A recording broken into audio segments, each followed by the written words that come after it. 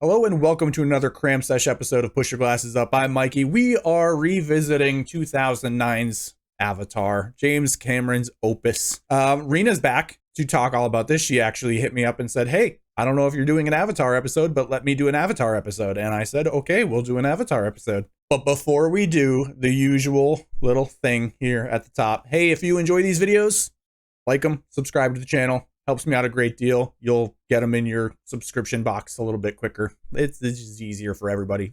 Let's talk about Avatar.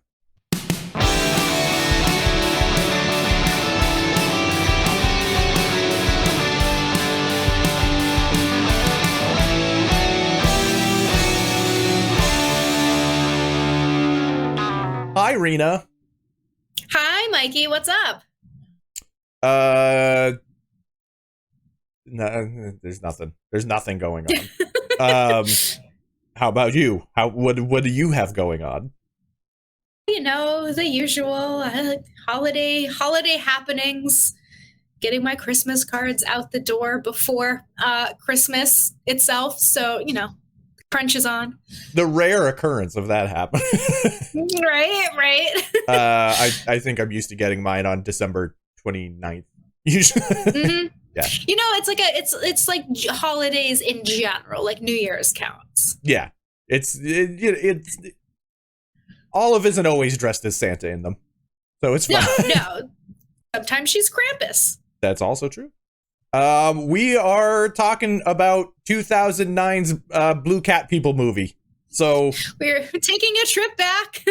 Yes, this is a Cram Sesh, but it's only one movie. We don't have to do a million things to catch up on it, which is nice. Did you see? I don't even know if we ever talked about it because you were already out in San Diego at this point, right? In 2009. Mm-hmm. So, did you see this in theaters? I did see it in theaters. Okay, I actually didn't. Because it came out at the height of 3D, and I was so avidly like at that point 3D was so likely to make me motion sick that I preferred not doing them. I will do them a little more now because I think it's a little more reliable now. But back then, I do not think I would have been able to handle it. And then on top of that, I was just like, well, if I can't see it in 3D, I'll just wait. So I waited until it was on or available at home. I'm trying to remember. I don't remember where I saw it. I don't think I was going to ArcLight yet at the time. It was probably an AMC. ArcLight would have been rough, I think, with this movie because they had the powered glasses. That's where we saw Desolation of Smog, I believe. And that was an unpleasant 3D experience for me. Yeah, that was a lot. So especially it was high frame rate too, so that like compounded it. But yeah. But like, did I see it in like the big IMAX? Because they had like there was a theater in Mira Mesa. They had a Jordan style.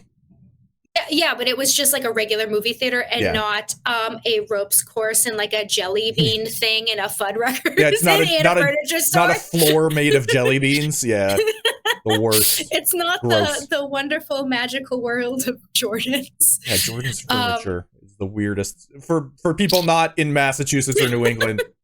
Jordan's Furniture is a furniture store chain, and two of them have big, like, touristy things is not really the wording, but like attraction things.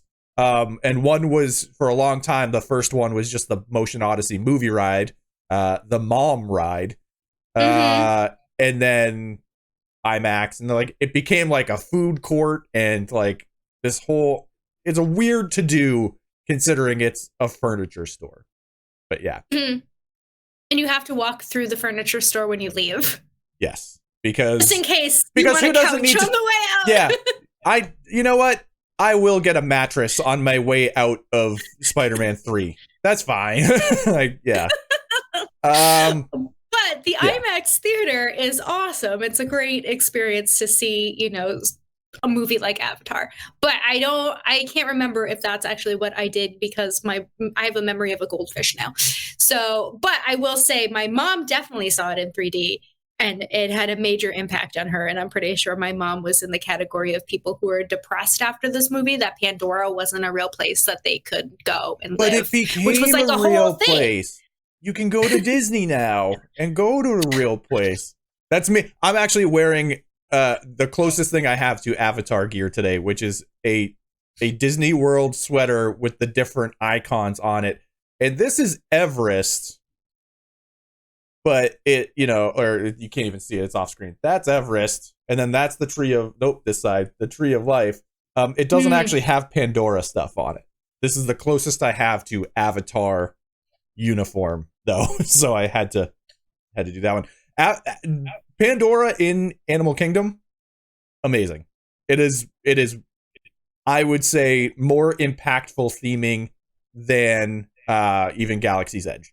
It is outstanding. So if you aren't even that into Avatar, which I had never have been like super into Avatar, it's still like wows, especially after the sun goes down and all the bioluminescent stuff kind of kicks in. And yeah.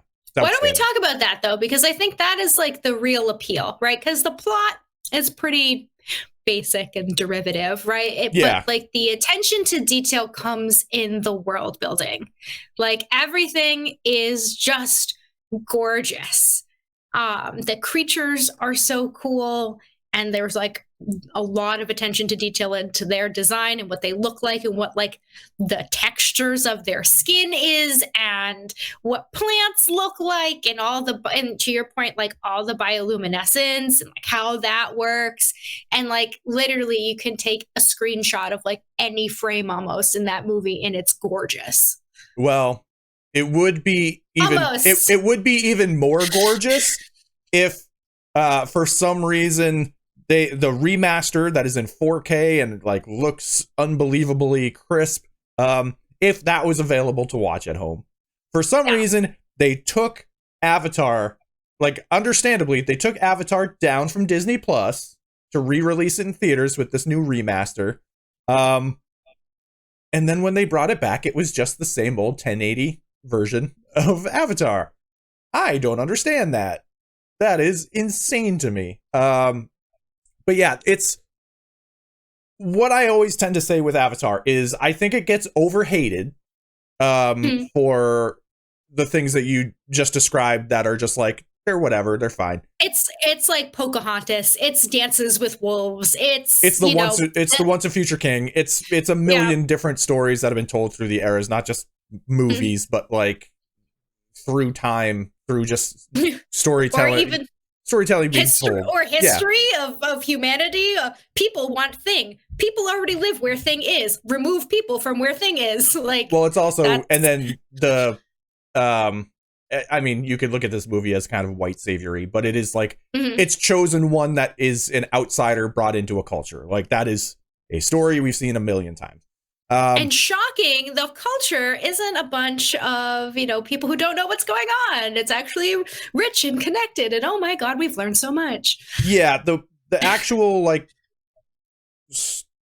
the narrative as far as the world itself and the people in it, I think are fairly, particularly on the Na'vi side, are rich. The story is not that rich, but at least there is that like character side of it where you can feel like the world means something. But that is the thing I've always said is it's the movie itself is fine as a movie. On the audience side, I don't think it's as impactful as it could be if it had those deeper kind of things going on in the story. But I think it is the most impactful movie on the industry side in modern time. We do not have the MCU as we know it without this movie. We do not have modern Star Wars, however you want to take that, without this movie. Technologically, it pushed the industry so far forward that it took probably like 9 or 10 years to even catch up to it. Where like we weren't seeing the stuff that the MCU was doing until probably like 2015, that this movie did like 6 years before. And then like where it became standard for the MCU another like couple years after that. So like when we got Endgame and like, or Infinity War and Endgame, I think is when it finally caught up on the tech side of things, and it's becoming more standardized all around to be on par with the first Avatar. Avatar shows its age visually, in the unremastered version, at least. Like the compositing is a little bit evident and stuff, but like I think it looks unbelievable, all things considered, with that time that has passed. It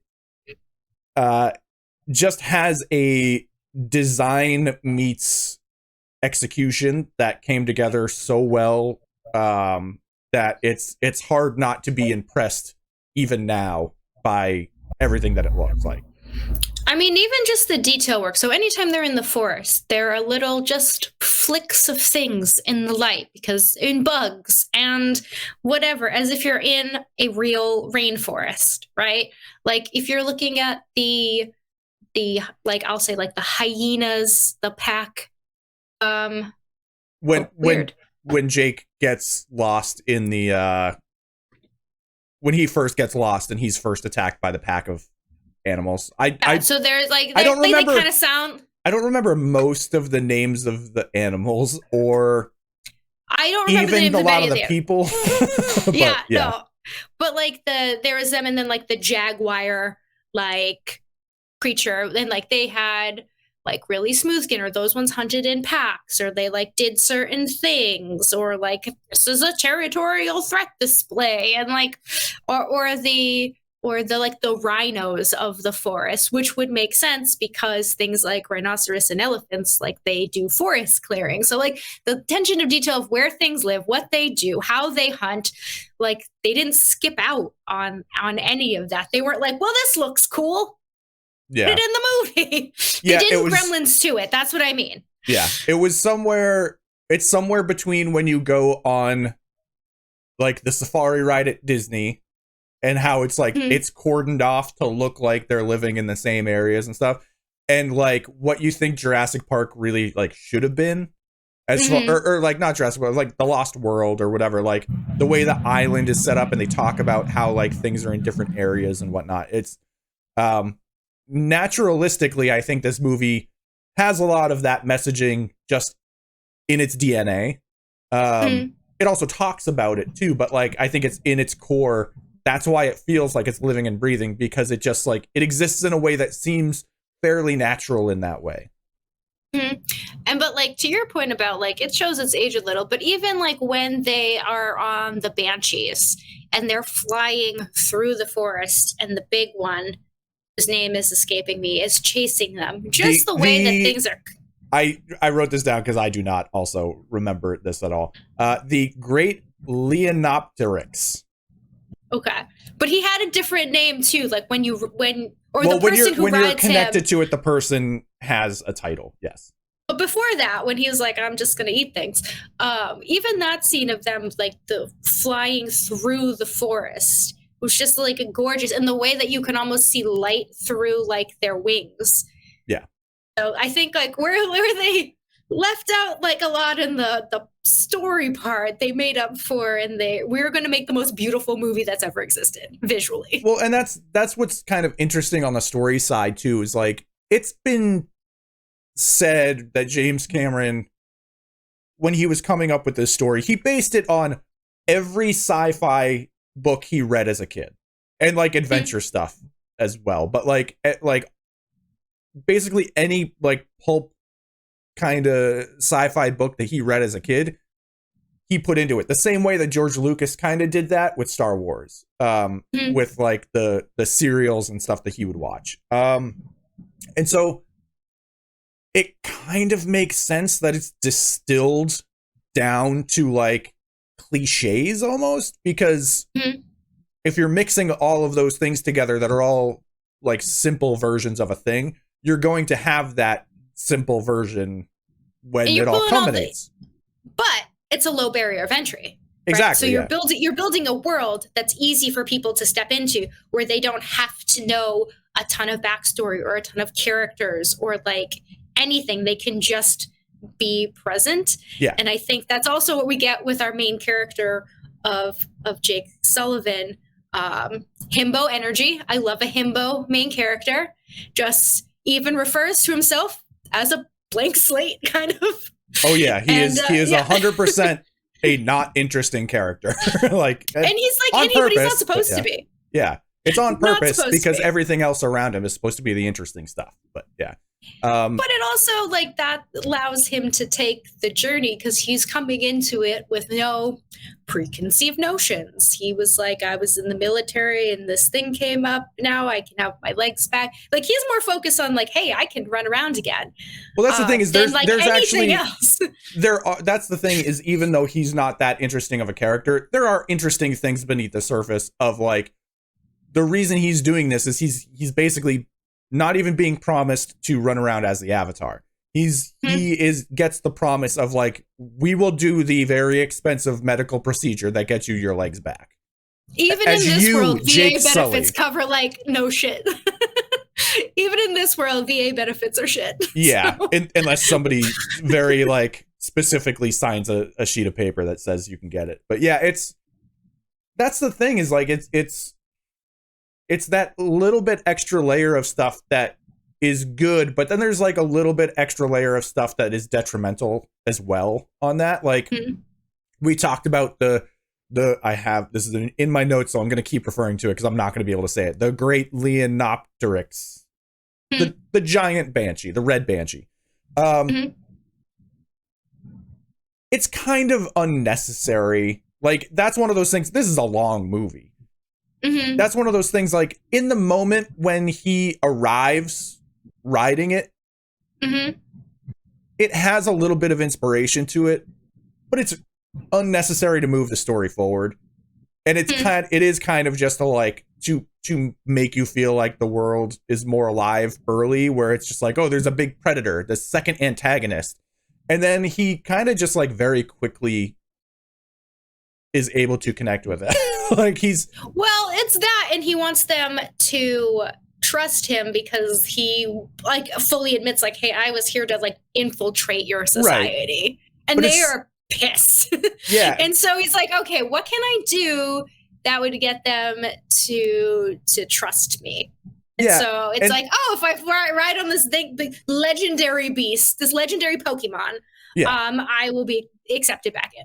And it does make sense in that nature, but when you're just looking at like the structure of the movie, it doesn't need to be there because it does add like an extra 10 minutes in an already long thing. So there's just this little bit of excess indulgence that I think this movie has, where they're just like, you know, we can do it, and we can do it, so we might as well.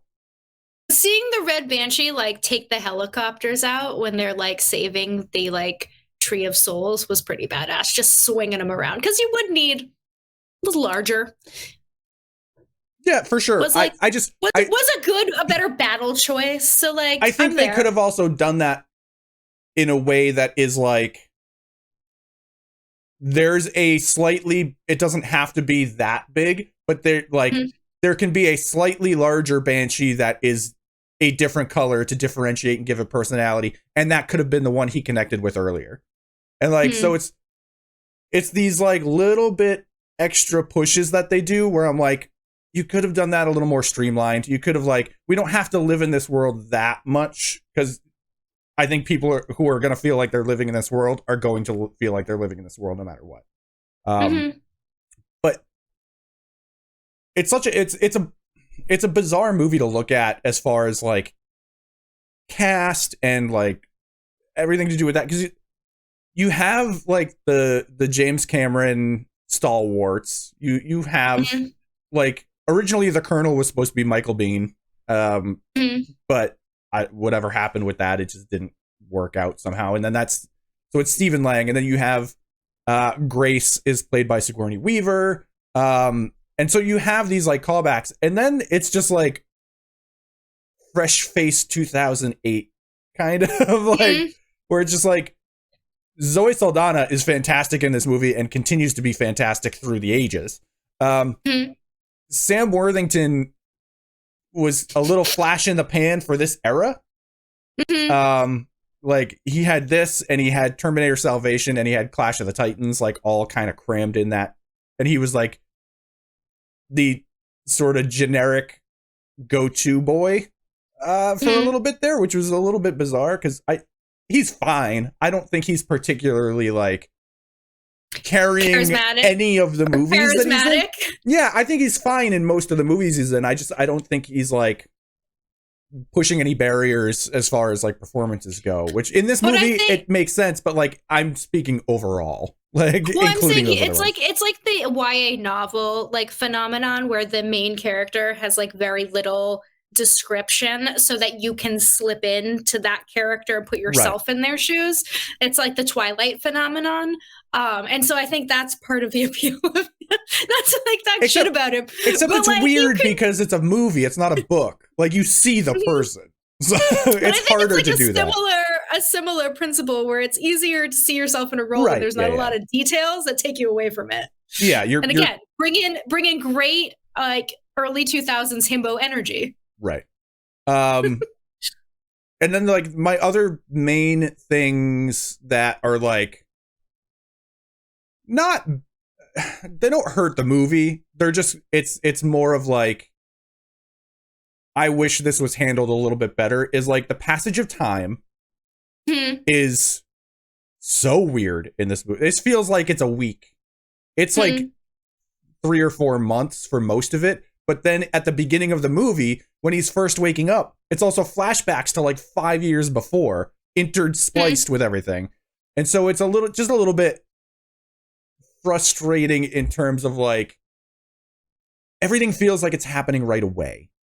Well, that and like the end is even worse. They like Game of Thrones season 8 it, where like we're gonna get all of these tribes united immediately. when you look that up, like I looked up the timeline before we started recording. That's only a few days. That's what they even say it in the movie when they're like, "Oh, this many people were showing. Oh, now there's more. Now there's more." And it's like, wait, there are planes? Where the hell is that? You flew to the east side of what? Well, and that's what's crazy about it is like that part only took a few days, but like the whole movie still feels like it only took place in a week. So like the rest of the movie where he's connecting with the tribe, that's like 3 months. That feels like a couple days. That's a problem to me. Was he on the 90-day probationary period to join the tribe? It takes a while to ingrain yourself anywhere. Also that he like starts to learn their language like by then, and I'm like, listen, I studied Japanese for like 2 years. It's even if learning a new language because they specify at the beginning of this movie that he doesn't know shit about the language or the people. So it's, coming in total blank slate, and then he's like, "Oh, I mostly know it, but can you translate?" Yeah, and it's like, "All right, sir, because you've been working so hard at studying." Studying something. I guess when you have an empty brain, you can fill it with a ton of stuff. It just it needs those ridges to grab onto something as well. But yeah, it's that and like not just the casting of Sam Worthington that kind of like time capsules this movie, but the fact that it's there's a lot of James Cameron very, very overtly being like the bad guys are the Bush administration, which is like he straight up says like shock and awe and we're gonna fight terror with terror, and like these are very overt references that like a kid seeing this movie for the first time in 2025 won't understand, but like any of us that were around at the time, like it's very clear what is going on. And that I don't think it hurts it. It just time capsules it a little bit more than I wish it did. Because like, I think this is a universally like timeless movie because it's so simple in how it is done. And the fact that the tech has kind of maintained itself and it still looks good. I think these little notes these little like specific things that reference, because that was, you know, this was being written and released in the meat of the Iraq War, and so it really, really time capsules it in a very clear way that I think it needed to step away from a little. You could swap out unobtainium for oil pretty easily. Yeah. So it's also, speaking of unobtainium, originally I was like, that's the dumbest fucking name I've ever heard in my entire life. But then I'm like, you know what? They would name it something dumb like that. If that was a real thing, they would probably call it something dumb like that. It's also not the first time a sci-fi thing has used that name. This was like the third or fourth time somebody has used that MacGuffin title. So it's I don't really put too much weight on James Cameron doing that, because in all like I said before, he said that this movie was based on a bunch of different things he read as a kid.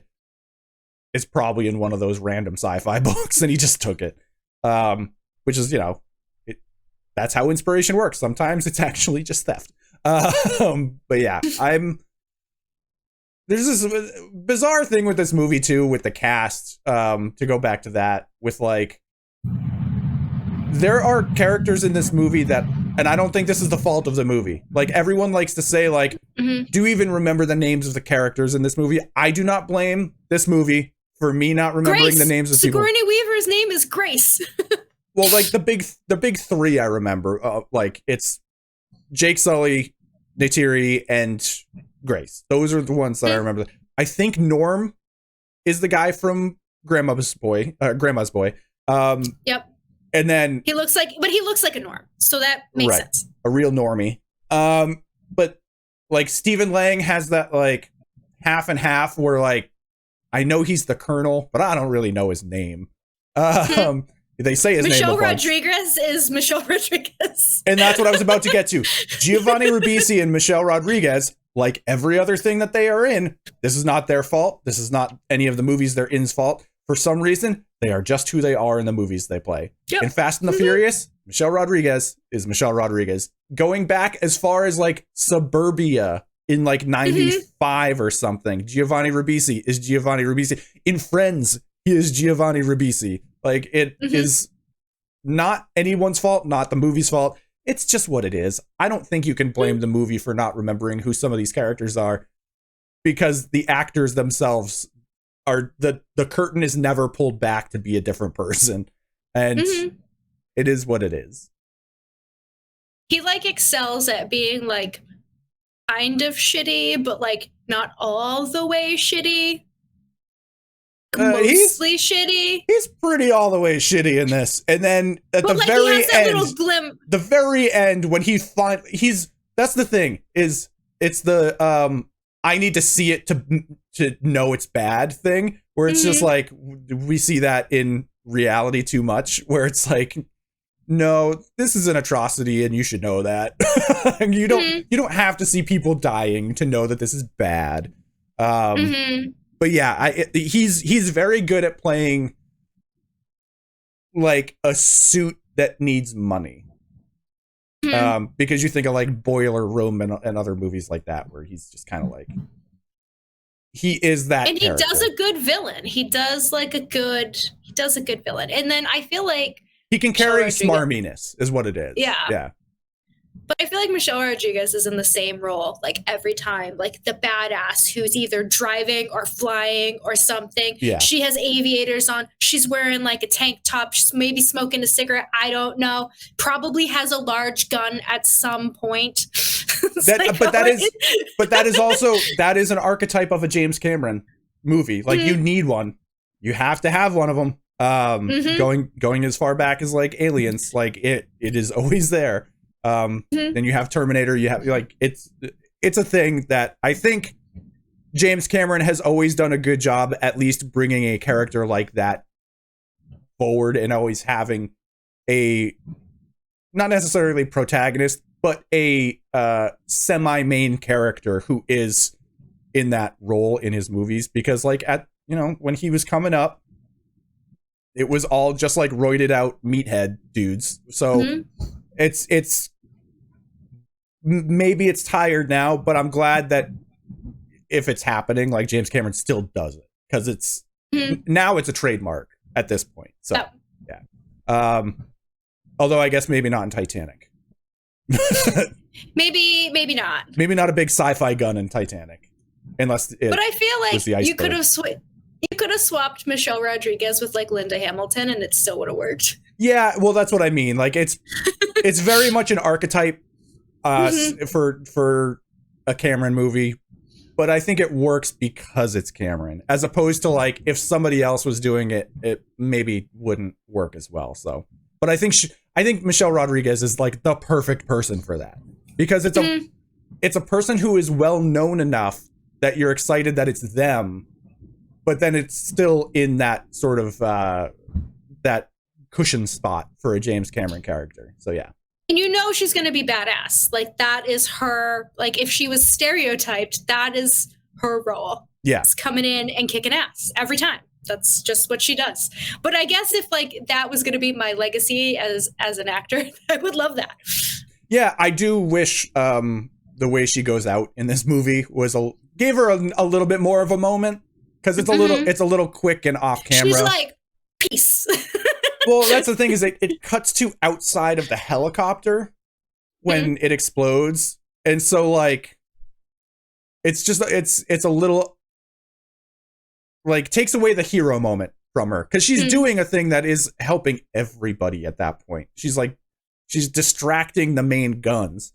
So like for that moment to kind of like fizzle a little bit as she goes out is a little bit underwhelming, but you could have even just had her on the comms, you know, like yeah, have her talking and it cuts out, as opposed to him talking and not, you know, having a response from anybody. Like that's a sad thing to see when you talk and you realize like, oh, my fellow soldiers are dead. But like, I think it would have been more impactful if like some of them, yes, did start like cutting out over the comms, because I think it just would have more gusto for the moment. But yeah. What were some of the other things that like stuck out for you? I mean, I made a lot of notes about like himbo comments and himbo main characters, but I think that's just where my brain was. I think we covered it too. You know, it was that like one thing I think when people really gravitated towards this movie, I think part of it was the literal connection to nature that I think a lot of people wish that they had. I mean, I wish that I could connect with plants and animals in that way. I mean, they take the connection very, very literally in this movie, which is fine. But I think that was part of it, is like, imagine if you literally were connected to the earth. If you could speak to nature. Yeah. And that's me as a plant witch would love that. What would the trees say? That's the thing, is I love James Cameron's willingness to do like that's a cool but weird thing, to be that literal with it. But I appreciate, because you could write that off as just like, oh, it's a cheesy thing or whatever, but like I think there's a sincerity in how straightforward it is. There is, and then when Grace is like, do you understand that the root system is like firing synapse like a human brain? I wish they actually went into that way more. Right? Like all of a sudden she drops all of this amazing science in like a minute that like explains how the whole planet works. And then we're like, we're just going to knock the tree down. It's just, that's an unfortunate thing that it's a minute of exposition for the coolest concept of the world itself, which I understand you don't want to spend too much time on, because the Na'vi side is that it's them connecting with their god, basically. Like, you don't want to over-explain that, because it takes away the magic of that. But at least on the human side, like, spend a whole scene on that, because that is, like, conceptually just the most neat thing about this whole story is, like, it's a living entity now that we're talking about. It's not just the planet as like some nexus thing. Well, like maybe they didn't go into it too much, because if it gets too sciencey, then you're throwing up a barrier, right? And like part of it is like the simplicity. But again, they talk about Grace writing this whole book on the planet and understanding Literally everything. wrote the book. And we get more about her as an English teacher than we do as this like amazing scientist. And that was kind of a miss for me. Plus, it's Sigourney Weaver. And we should have her on screen all the time. Yeah, and I wish that we got a little bit more of her with like the Gorillas in the Mist style stuff. With her actually with the tribe. Because all we understand from the story, because it's kind of Deus Ex Machina, is that like she was banished for some reason with everybody else, and then it took Jake kind of connecting with the tribe in order to get her back into it. And like clearly there's people in the tribe that care about Grace, like because when she comes back, all the kids like rush up to her. So and yeah, in the aftermath of Home Tree coming down, they take her avatar body with them. They just leave him behind. yeah so it's one of those things where I'm like,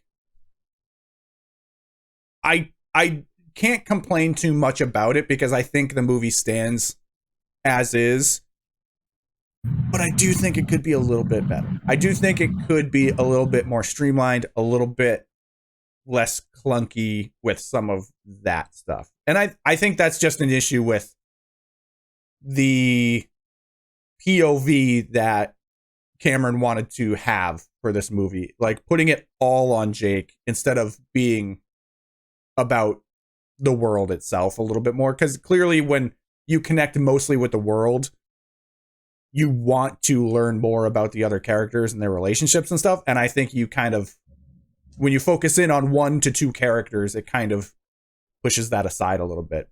And when the audience clearly responded most to the world itself, it makes it a little unfortunate, but yeah. And plus, like, I feel like if we had too much of her, then we would ignore blank slate main character. Probably, because that would be a really interesting thing to see, is her kind of with that community. And like, you know, there is the downsides of that sort of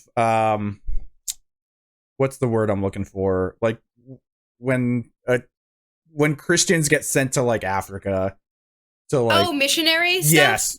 Like there's the downside of like the missionary comparison to that, which it is like could be very problematic. But I the idea of her connecting with people is an interesting thing that I would like to see more of, even though it carries that kind of burden as well. But and you could still go to like, you know, the benefit of science versus like the benefit of capitalism, which was another conflict within. It's like, we're here on Pandora to study how amazing this planet is, not, you know, reap its natural resources for our own benefit. So, you know, I do think that needs, I'm fine with that being in there with no other alternative, because I think that is a quantifiably universal story. Where like capitalism and the almighty dollar will always fuck over everything else. And so like that is 100% I think where the story should have gone. It's kind of, it's a little bit odd to juggle how many antagonistic forces are in this movie though. Like there's the giant beast for one thing, but like there's Giovanni Ribisi coming from one angle, the Colonel coming from another angle. The Colonel's just like a straight up evil man. Yeah, he's like, let's just murder everything. Yeah, like, and I get that's supposed to be kind of like a I love the smell of napalm in the morning kind of character, but like it is. But the whole like I'm just gonna hold my breath and shoot things. Yeah, he's kind of a super villain at that point. But like also like he does it like 3 times. We're like, bro, I get it. You do CrossFit. Like, can we not now? You got them big lungs. Yeah, but it's with all of these things, like we can keep bringing up things that like could be a little bit better or whatever. But I'm like, ultimately, yeah, because it is. That's the thing is, it's still, I think, a fairly timeless thing outside of a couple of references that Cameron wanted to make, where like I think and this goes back like decades, but I think his military design for like tech and vehicles and stuff, I think that works perfectly, where it's not like, we're likely never going to have like every Jeep or whatever in the military looking really sleek and futuristic. Like, it's going to look like chunky and armored and stuff like that. So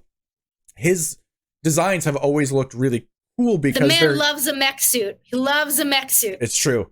But everything is always grounded in that like chunky armor design for him. And like the futuristic aspect of it will be like, it'll be like a quadcopter instead of just like a helicopter. And it's like, it's just futuristic enough where it's like, yeah, I believe this is a thing, instead of just being like the helicopter has laser blades on it or whatever. Like, it's like why I like Battlestar Galactica so much, because it's so grounded in like, because it's a Star Wars knockoff.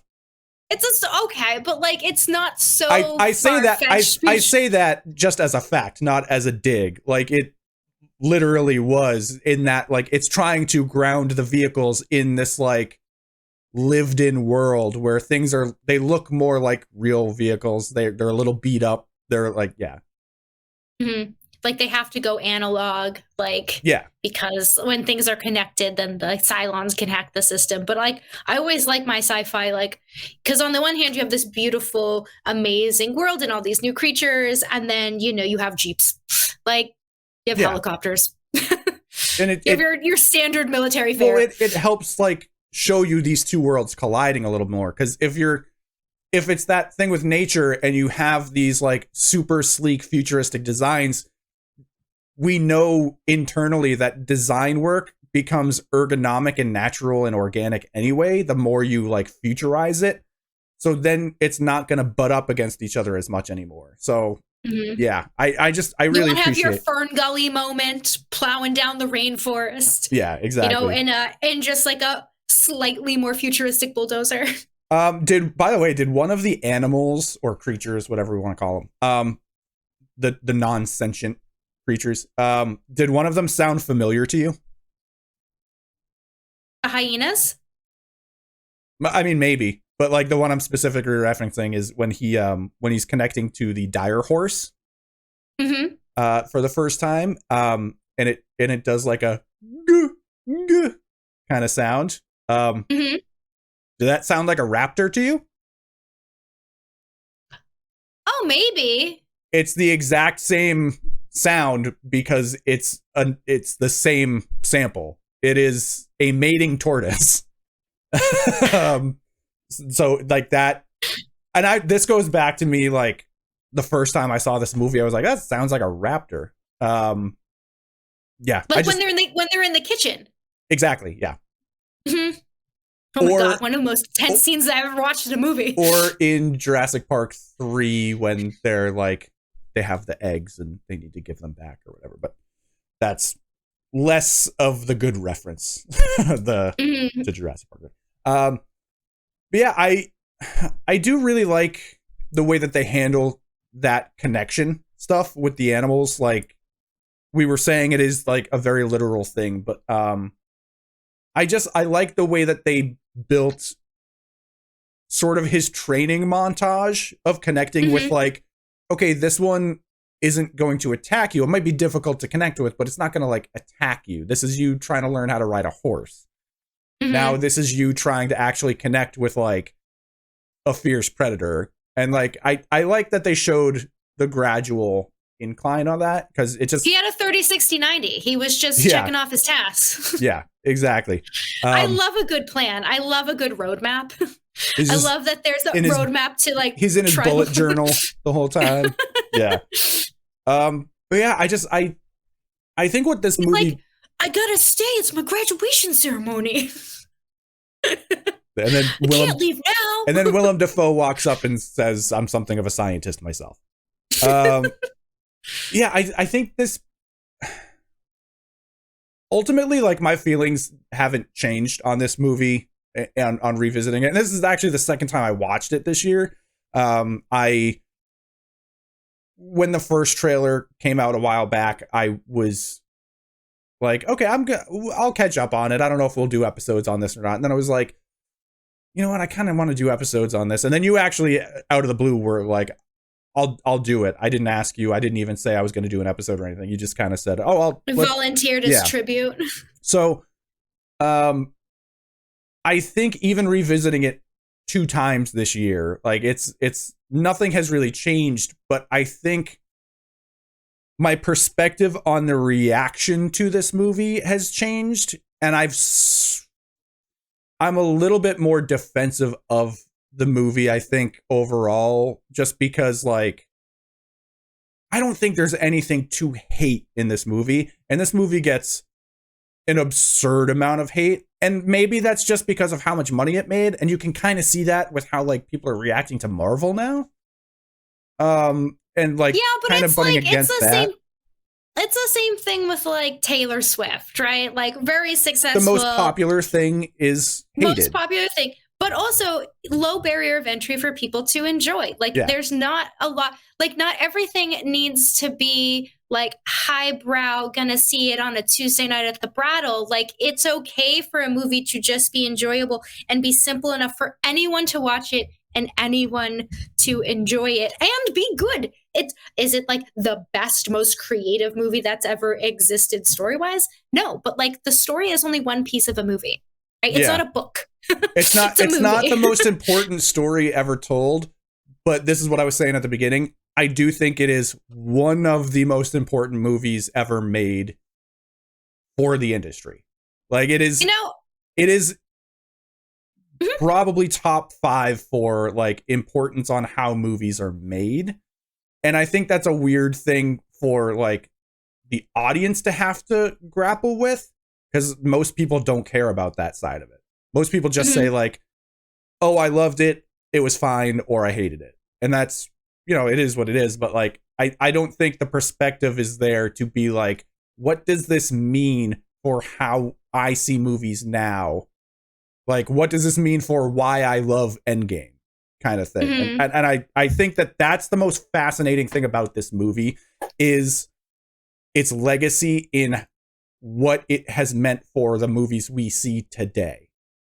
So, I mean, I think this movie affected me more now than when I saw it, when it came out in 2009, because I think the themes are even more relevant now with like climate change and wars going on that we're like living through right now, and like, the unrest that is going on like globally at this point. It almost translates even more now. Or like, what was it a few years ago with like everything that happened with the Keystone Pipeline? Like, there's so many things that could, like, similar themes that have happened since its release that make it almost more relevant in a way now, or at least things that were covered that the public actually was aware of at that point. Like, I think a lot of that stuff was happening, and just we never saw it because it wasn't. But now we hear about it all the time. Yeah. And I think especially even just like the environmental stuff is even more important now. So we're like, our planet does it. And they keep talking about how Earth is just brown and has no green stuff left. And I'm like, no,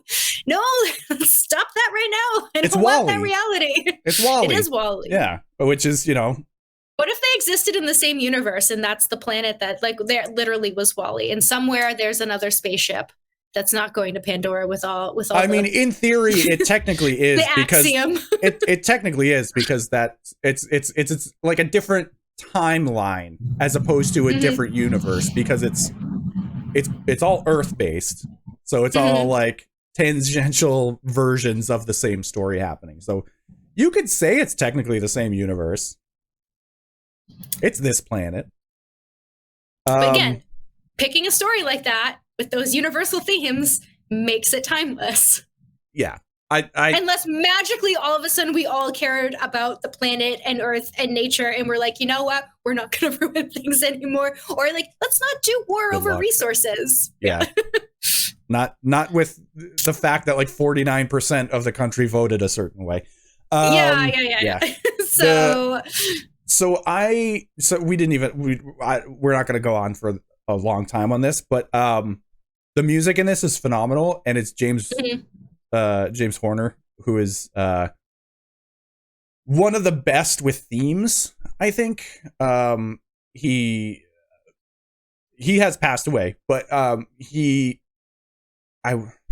last movie might have been the first Amazing Spider-Man, which I think is a much better, like we talked about that movie plenty on this channel, but like I think the score on that is undervalued. I think it is very, I think it's better with heroic themes than the Raimi stuff. I think Elfman does a wonderful job with that and giving it a vibe, but like I think Horner does a better job doing what Elfman did in the early 90s.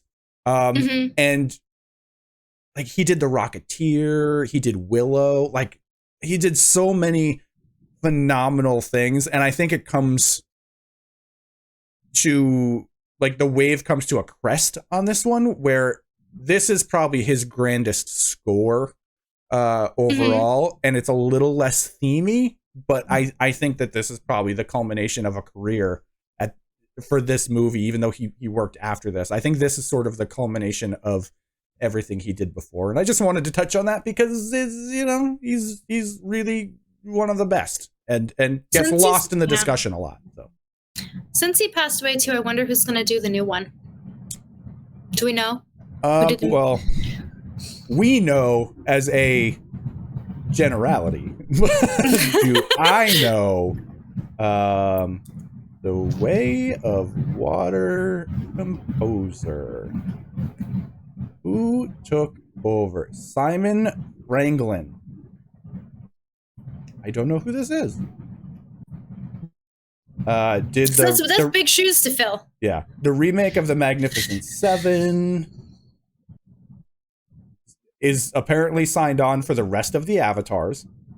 Which they have been talking about now for years. So I actually didn't think it was going to happen. I have to be honest. Like they were like, there's going to be at least 2 sequels. And I was like, yeah. And then like the years kept going on and they were like, okay. And then like, it's actually happening. And I was like, is this a fan-made trailer?